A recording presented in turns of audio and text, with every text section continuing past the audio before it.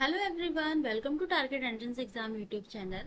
हम लोग आज हिंदी का एक प्रैक्टिस सेट कंप्लीट करने वाले हैं जिसमें हम 50 क्वेश्चंस कंप्लीट करेंगे। तो जल्दी से आप लोग जुड़ जाइए। आप लोगों के लिए चैट बॉक्स ओपन है, तो वहां पे जाके आप जो भी आपके आंसर रहते हैं वो दे सकते हैं। ठीक है, जो भी आपके आंसर होंगे वो ABCD वैसे लिख सकते हैं और जल्दी से हम अपने 50 क्वेश्चन कंप्लीट करते हैं। चलिए, आज का हमारा पहला क्वेश्चन है। पहला क्वेश्चन पढ़िए।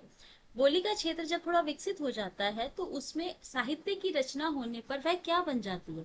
ब्रजभाषा, उपभाषा, लिपि या क्षेत्रीय रूप। क्या बन जाती है?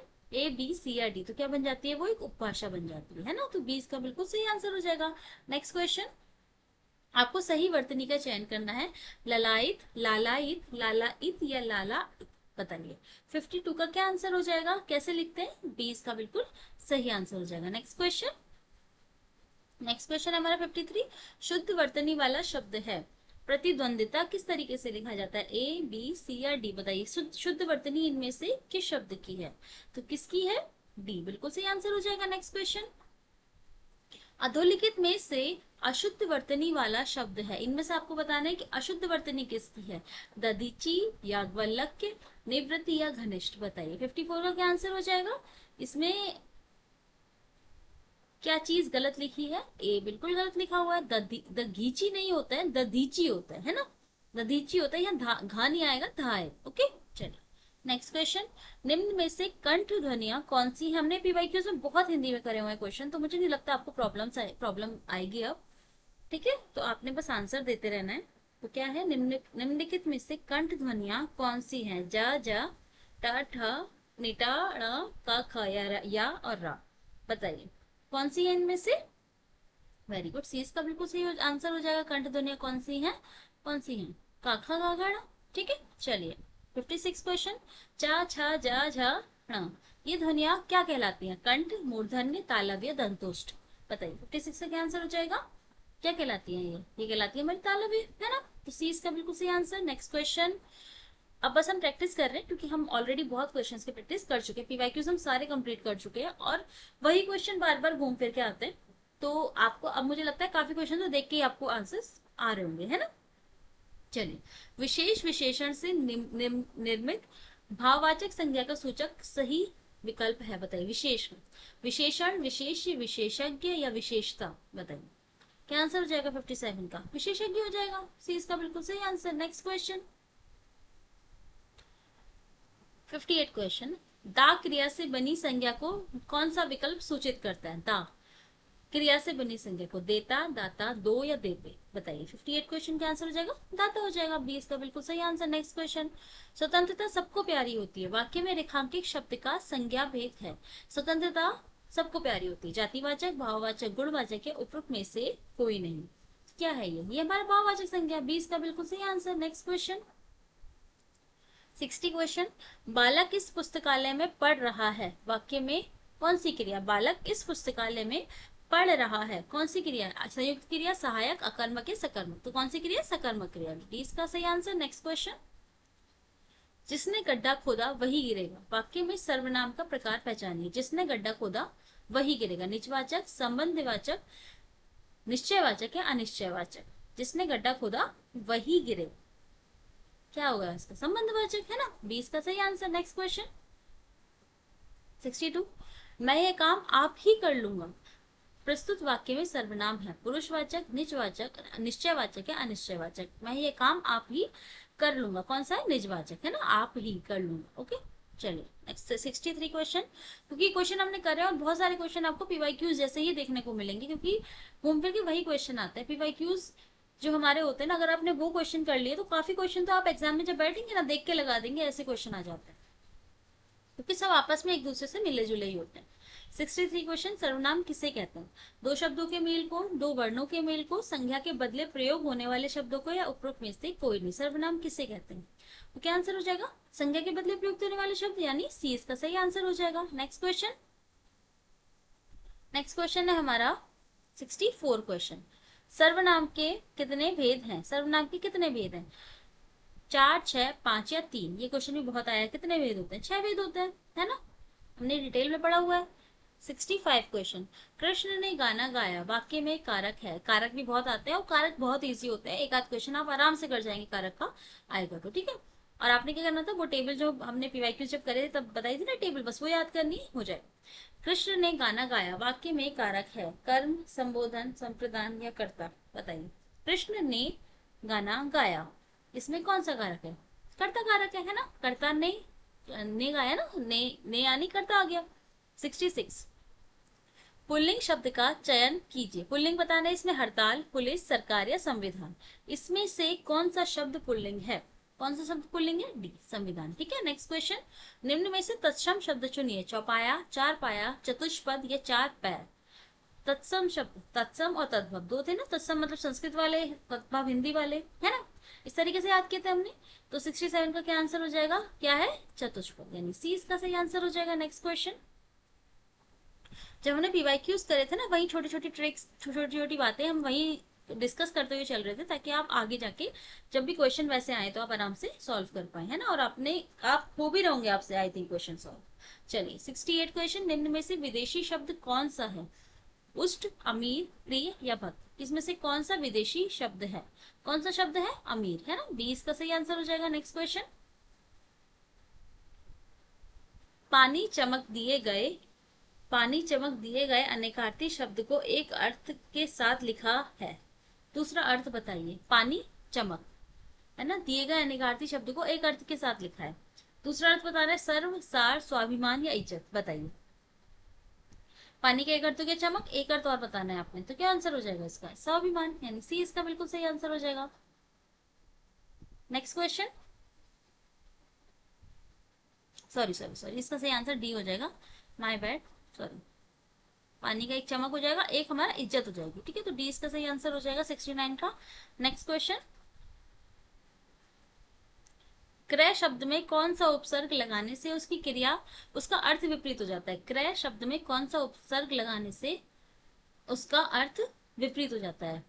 अन, आ, प्र या वी। उपसर्ग क्या होते हैं? जो मूल शब्द से पहले लग रहा है, मतलब क्रय से पहले हम क्या लगाएं कि उसका अर्थ ही बदल जाए, अपोजिट हो जाए, वो क्या हो जाएगा? क्रय का क्या होता है? विक्रय होता है, तो डी इसका सही आंसर हो जाएगा। Next question, done. Next question, अर्पित शब्द में इनमें से कौन सा प्रत्यय है? अर्पित शब्द में कौन सा प्रत्यय है? इत, सित, इक या इनमें से कोई नहीं। अर्पित शब्द में कौन सा प्रत्यय है? 71 का, तो क्या आंसर हो जाएगा इसका? 71 का क्या आंसर है? अर्पित, वेरी गुड, ए इसका बिल्कुल सही आंसर हो जाएगा। नेक्स्ट क्वेश्चन 72 क्वेश्चन, एक सेकेंड, हाँ 72 क्वेश्चन, पित्रादेश में संधि है। 72 क्वेश्चन में बताना पित्रादेश में कौन सी संधि है? यण संधि, अयाधि संधि, वृद्धि संधि या गुण संधि, बताइए। 72 क्वेश्चन का क्या आंसर हो जाएगा? पित्रादेश में कौन सी संधि है? यण संधि है ना, तो ए सही आंसर हो जाएगा। पित्रादेश, पितृ प्लस आदेश, है ना। 73, नयन का शुद्ध संधि विच्छेद है। ने अयन, ने अयन, ना अन या नए अन, बताइए। नयन का संधि विच्छेद क्या होगा? ने प्लस अन, है ना, तो यानी ए इसका सही आंसर हो जाएगा। 74 क्वेश्चन, विसर्ग संधि है। निष्कर्म, निष्कर्म, संयोग, सदैव या गिरीश। इसमें से किस में विसर्ग संधि है? किस में है? निष्कर्म में है, ठीक है, 74 का ए हो जाएगा। नेक्स्ट क्वेश्चन, तल्लीन शब्द का संधि विच्छेद होगा। तल्लीन का संधि विच्छेद क्या होगा? तवलीन, तल्लीन, ततलीन या ततलीन, बताएंगे। ए, बी, सी या डी। 75 क्वेश्चन, क्या आंसर हो जाएगा इसका? डी हो जाएगा, तत् प्लस लीन, ओके। नेक्स्ट क्वेश्चन 76, पंचानन में कौन सा समास है? पंचानन में कौन सा समास है? तत्पुरुष, बहुव्रीहि, कर्मधारय, द्विगु, बताइए। क्या आंसर हो जाएगा इसका? पंचानन का मतलब होता है जिसके हैं 5 आनन, यानी मुंह जिसके हैं, यानी शिव, तो इसका क्या आंसर हो जाएगा? बहुव्रीहि समास है ना। नेक्स्ट क्वेश्चन, गंगाजल शब्द में समास का भेद बताइए। तत्पुरुष, द्वंद, अव्ययी भाव या कर्मधारय। गंगाजल शब्द में कौन सा समास है? तत्पुरुष समास है, ए सही आंसर हो जाएगा। 78 क्वेश्चन, सतसही शब्द में समास का भेद बताइए। कर्मधारय, द्विगु, तत्पुरुष या द्वंद। सतसही शब्द में क्या आंसर हो जाएगा? द्विगु हो जाएगा। ये क्वेश्चन, ये सारे क्वेश्चन हम पीवाईक्यूज में पढ़ चुके हैं, और जो हमने प्रैक्टिस सेट किया था उसमें भी ये क्वेश्चन आ चुका, ठीक है। 79 क्वेश्चन, खुदाई में मिले अवशेष हमारी परंपराओं के हैं, दिए गए विकल्प में रिक्त स्थान की पूर्ति कीजिए। निशान, प्रतिनिधि, प्रतीक या गोत्र, बताइए। 79 क्वेश्चन का क्या आंसर हो जाएगा हमारा? 79 क्वेश्चन का क्या आंसर हो जाएगा हमारा? 79 क्वेश्चन का आंसर जो प्रतीक है हमें, है ना, सी इसका बिल्कुल सही आंसर हो जाएगा। चलिए, सी इसका सही आंसर हो जाएगा, 2 बार क्वेश्चन टाइप हो चुका है। चलिए, 80 से 82 के बीच हमें क्या करना है, वाक्य को पढ़कर उस खंड का चयन करें जो व्याकरण तथा शब्द ज्ञान के नियमों के अनुसार त्रुटिपूर्ण हो। यदि सभी खंड त्रुटि रहित हैं तो कोई त्रुटि नहीं को उत्तर में चिन्हित करें। तो 80 क्वेश्चन हमें बताना है त्रुटि कहाँ पर है।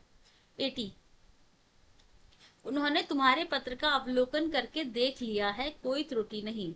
उन्होंने तुम्हारे पत्र का अवलोकन करके देख लिया है, कोई त्रुटि नहीं। चलिए, क्या आंसर हो जाएगा इसका, ए बी या सी या डी। करके देख लिया नहीं होता, कर लिया है, यानी सी इसका सही आंसर हो जाएगा। यहाँ पे त्रुटि है, तुम्हारे पत्र का अवलोकन कर लिया है, करके देख लिया है कुछ नहीं होता।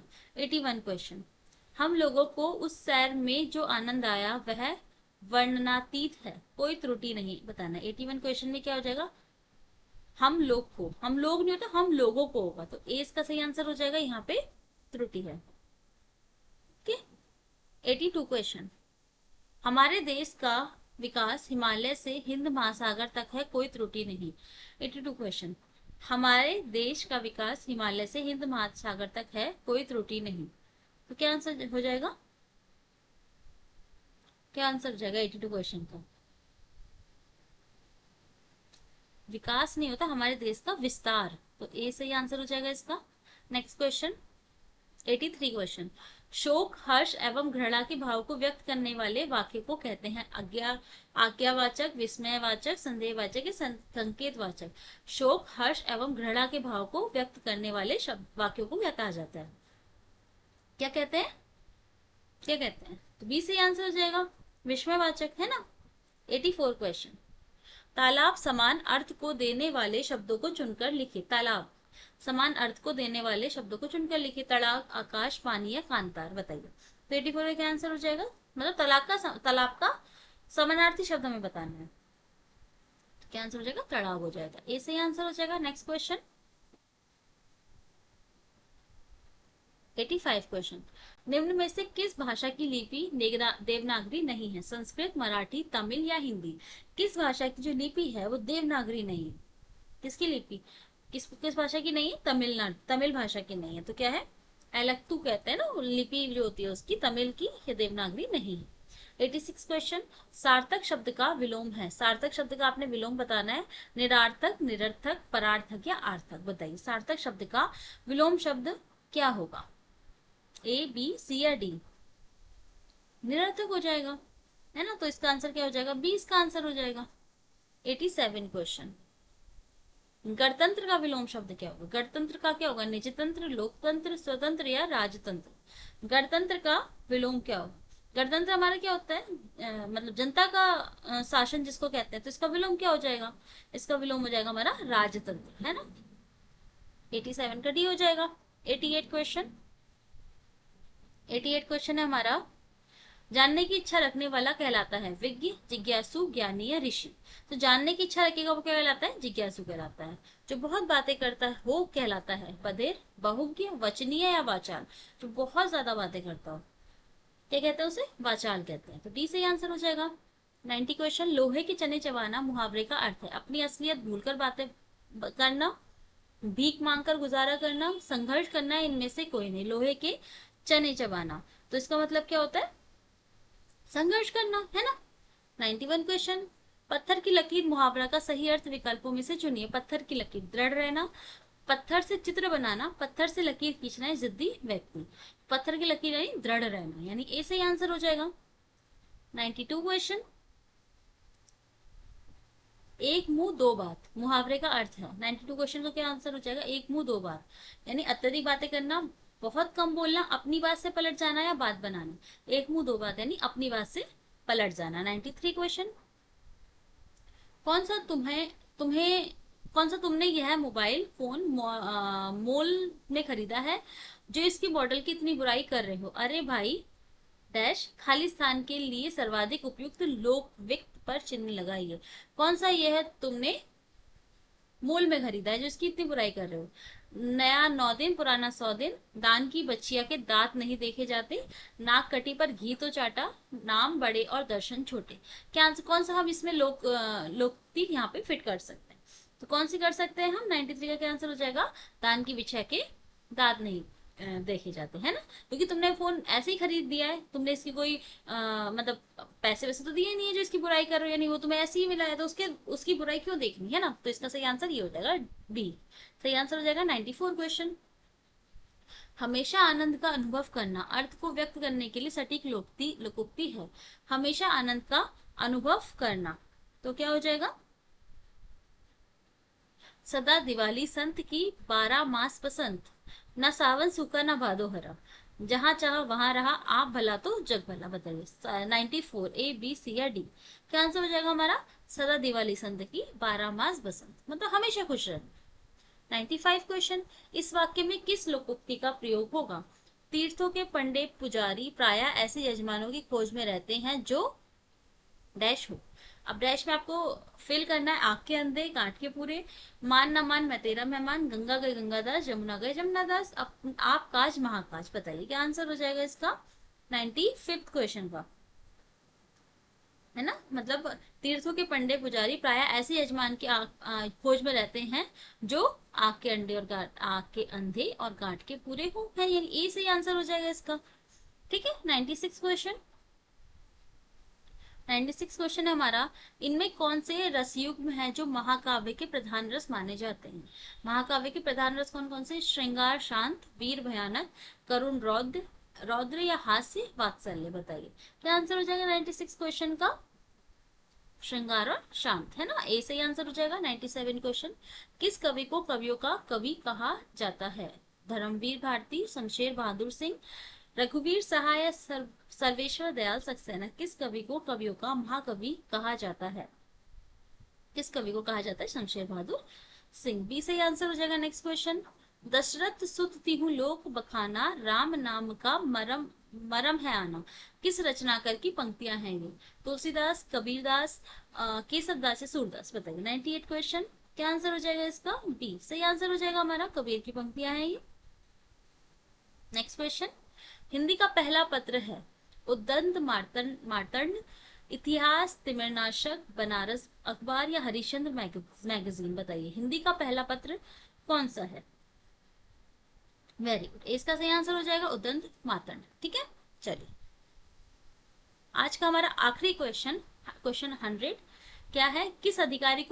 किसी अधिकारी को पत्र लिखना हो तो संबोधन किया जाता है। माननीय महोदय, प्रिय मित्र, पूजनीय, प्रिय आत्मज। हम किसी अधिकारी को पत्र लिखते हैं तो ऑफिशियल वे में लिखते हैं, तो हम क्या लिखेंगे, कैसे लिखेंगे? हम लिखेंगे माननीय महोदय, है ना? पूजनीय किसी बड़े के लिए, प्रिय मित्र जब हम मित्र को पत्र लिखेंगे, और प्रिय आत्मा यानी अपने। ठीक है, डन। चलिए वेरी गुड। चलिए हमने आज 50 क्वेश्चन अपने हिंदी के कंप्लीट करे हैं। तो आपने अब कुछ नहीं करना है, आपने बस अच्छे से अच्छे क्वेश्चंस की प्रैक्टिस करनी है, ज्यादा से ज्यादा क्वेश्चंस की प्रैक्टिस करनी है, और जो आपने पढ़ लिया है बस आपने उसको रिविजन करना है, और कुछ दैट्स ऑल, कुछ नया नहीं करना आपने। और पीवाईक्यूज तो आपने पढ़े, अब अगर आपने नहीं पढ़े हैं तो प्रॉब्लम है थोड़ी सी, तो आप देख लीजिएगा एक बार। बट अगर आपने पीवाईक्यूज कर रखे हैं तो डेफिनेटली आप एग्जाम्स में बहुत अच्छा परफॉर्म करके आएंगे। ठीक है। तो अब आप एग्जाम को ज्यादा दिन तो नहीं रह गए हैं, तो अच्छे से प्रैक्टिस करते रहिए। हम फिर मिलेंगे एक नए प्रैक्टिस सेट के साथ, तब तक के लिए थैंक यू सो मच।